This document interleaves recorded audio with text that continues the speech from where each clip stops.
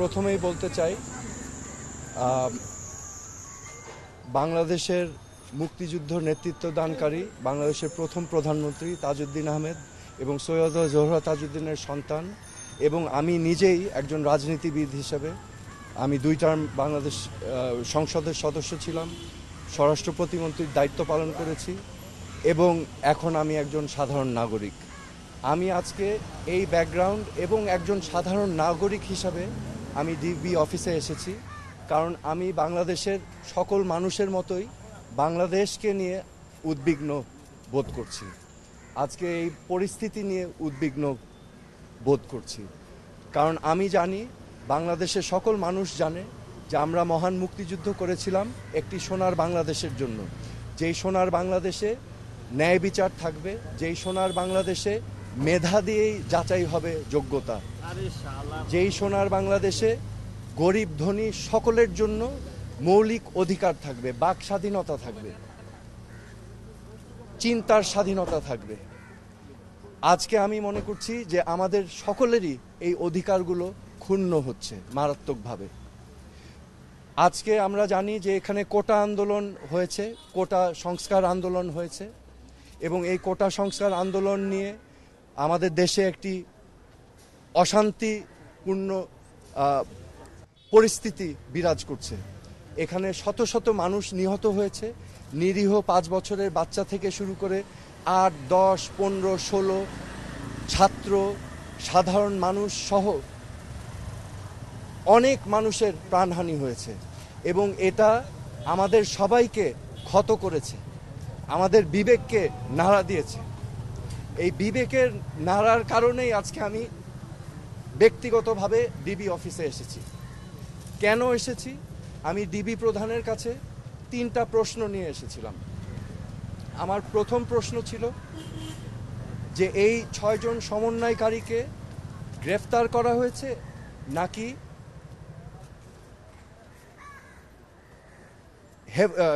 Safe কাস্টাডিতে নেওয়া হয়েছে।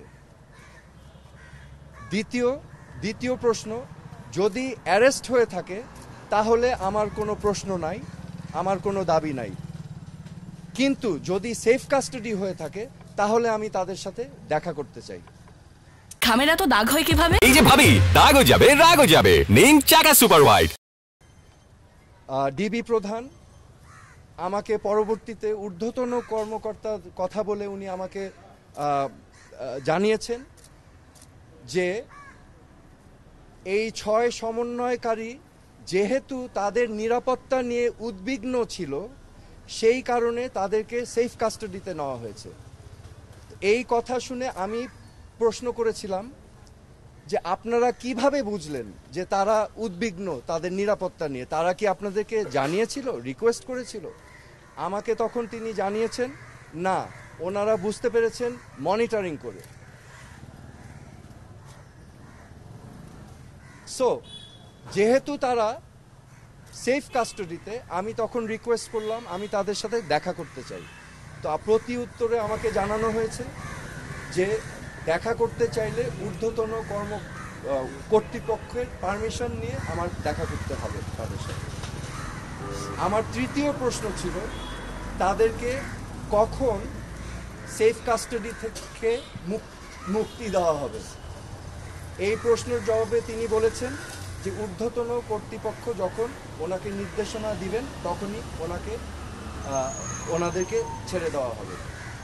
So আমার প্রশ্ন এখন, সেফ কাস্টাডি আমার জানা মতে একজন নাগরিক যদি রিকোয়েস্ট করে তাহলে সেফ কাস্টাডিতে নেওয়া যেতে পারে, কিন্তু রিকোয়েস্টের বাইরে যদি কাউকে সেফ কাস্টাডিতে নেওয়া হয় এটা কি আসলে সেফ কাস্টাডি না এটা অ্যারেস্ট? তো এটা হচ্ছে আমার প্রশ্ন।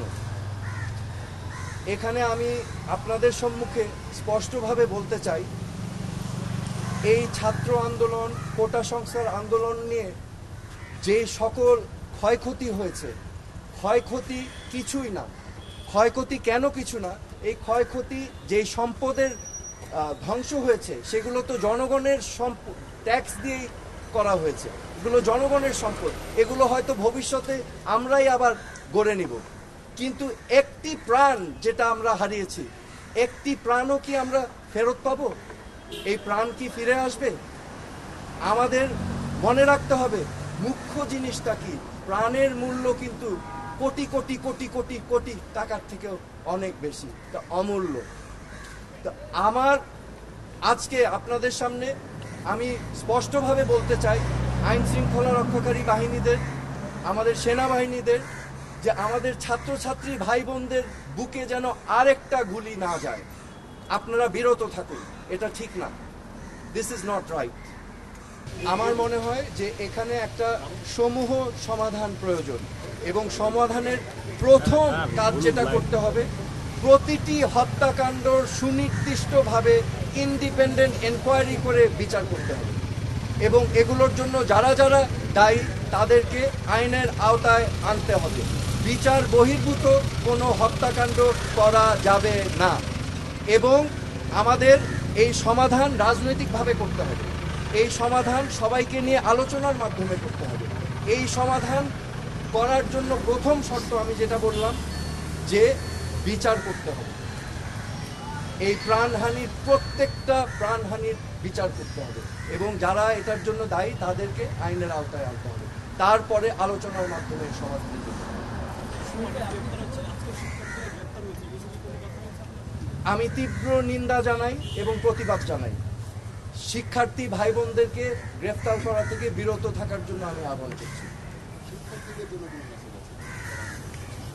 শিক্ষার্থীদের জন্য আমার মেসেজ আছে, আমাদের ভবিষ্যৎ স্বপ্ন যেন বিনষ্ট না হয়। আমাদের বাংলাদেশ আমরা লক্ষ লক্ষ শহীদের রক্তের বিনিময়ে আমরা অর্জন করেছি। এই দেশটা তোমাদের, এই দেশটাকে তোমাদেরই করতে হবে। It is your responsibility, do not lose hope.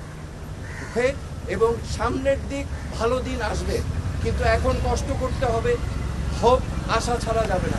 এই দেশটা তোমাদের সম্পদ, তোমাদেরই করতে হবে। তোমরা ন্যায় পথে থাকবে, সত্যর পথে থাকবে, অন্যায়ের বিরুদ্ধে প্রতিবাদ করবে। That is my message. আমার কোনো পদক্ষেপ কর্মসূচি নাই, আমি আমার বিবেকের তাড়নায় এসেছি। আমি যেটা আমি দেখছি চারিপাশে মানুষ যেই প্রশ্নগুলো করছে, যেই জবাবগুলো চাচ্ছে, আমি সেটাই জানতে এসেছি একজন নাগরিক হিসাবে। কিন্তু আমি বলেছি আমার একটা পরিচয় আছে, এই দেশের উপর আমারও হক আছে এবং সবার হক আছে। সো আমি সেই জন্যই এসেছি।